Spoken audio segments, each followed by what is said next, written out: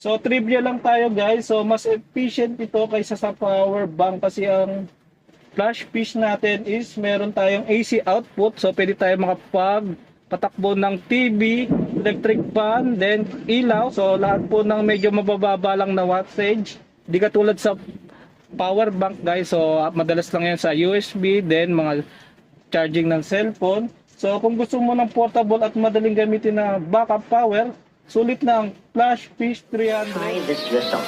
It's extremely dangerous.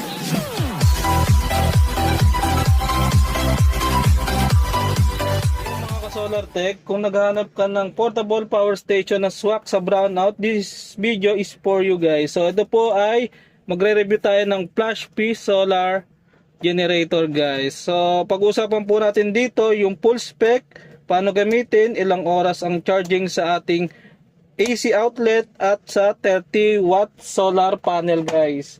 Then ilang appliances ang kaya at ilang beses makakapag-charge ang cellphone dito sa ating solar generator guys. So mag-unboxing na tayo. So yan, let's go.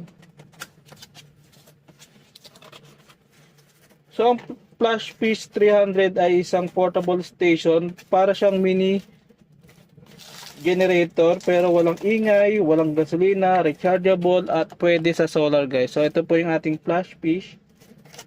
Perfect siya sa brownout, pumping, backup power at emergency use guys. So kung nakikita nyo po, ito na po yung ating solar generator power station. So ito po yung kanyang charger sa pinaka-outlet ng ating bahay sa Meralco guys. So ito yung ating pwede siyang i-charge sa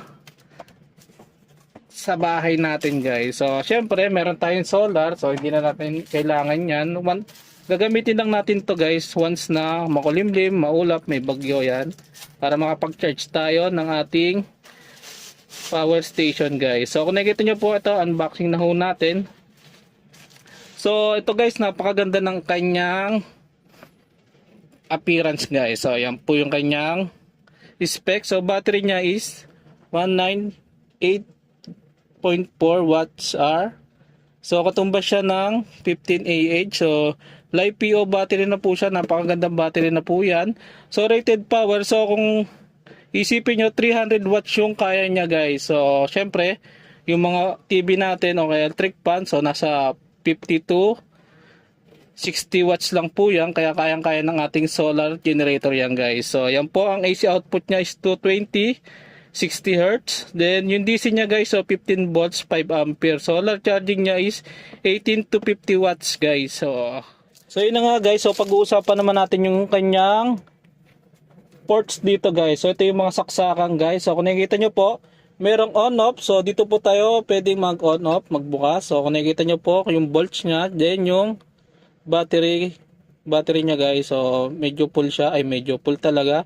Then dito po ay pwede natin siyang salpakan ng sa solar to guys. So DC, so 12 volts. So dito po tayo pwedeng mag-charge gamit yung ating solar panel na 30 watts. Then dito po tayo sa kabilang side naman po is AC. Kung nakikita niyo po AC. So ito po yung gagamitin nating charger para may saksak siya sa ating outlet sa bahay guys. So dito AC, ito yung sa outlet sa bahay, then ito is the solar panel guys. So dito naman tayo pwede makapag-charge ng cellphone. So meron siyang dalawang 2 types USB 5 volts guys. So yan po, 5 volts po yan USB, pwede tayo mag-charge dyan.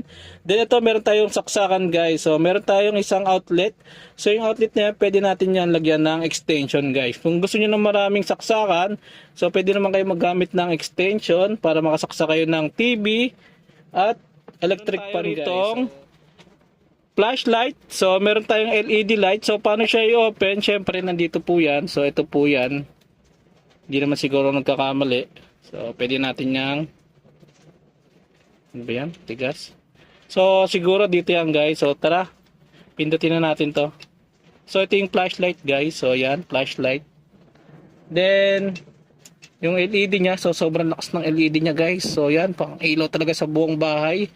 So yan, napakaganda guys. So tingnan mo, may ilaw pa oh, iba-ibang klase oh. Pwede mong pagsabayin yung flashlight tsaka yung LED. Iba-ibang kulay. Pag-usapan naman po natin yung kanyang charging time sa ating AC guys. So kung i-charge po natin siya sa ating outlet, so mapupuno siya ng 7 to 8 hours o 5 to 7 hours. So yan po yung kanyang full time na battery guys. So para mapuno. So kung gagamit naman po tayo ng 30 watt solar panel, so open na rin po natin to para makita natin yung ating 30 watt solar panel. So ito po yung ating solar panel guys. So medyo magulo lang yung ating setup. So ito yung ating 30 watt solar panel. Yan po yung ilalagay natin sa bubong. Then ito po yung kanyang outlet. So dito po natin siya ilalagay sa DC 12 volts guys. So dito po yan. Yan. So once na nasa bubong na yung ating solar, so yan po is magpo-produce ng power papasok dito sa ating power supply guys. So power station. Gagamit naman tayo ng electric fan dito guys. So ang ilang oras magagamit to guys. So nasa 5 oras po siya magagamit guys sa electric fan guys. So ang electric fan natin is madalas is 50 watts guys. So kayang-kaya ng 5 oras na takbuhan yan guys. Then kung sa TV naman, so kadalasan sa TV 60 watts. So ang takbuhan niya is nasa 3 to 4 hours na TV, only 3 to 5 hours ganyan. Then yun na, nakindat na. So then kung mag-charge naman kayo dito ng cellphone, so halos 10 charge ng cellphone ang magagamit natin dito guys. So ito po yung ating capacity ng ating. So trivia lang tayo guys. So mas efficient ito kaysa sa power bank kasi ang flash fish natin is meron tayong AC output. So pwede tayo patakbo ng TV, electric fan, then ilaw. So lahat po ng medyo mabababa lang na wattage.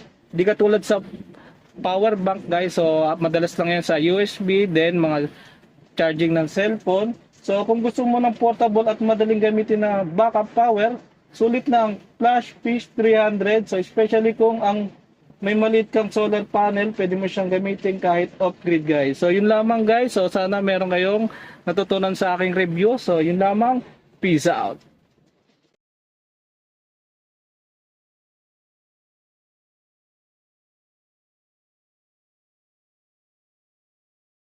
Once again, this is your J-Throne TV. See you guys to my next video. Peace out.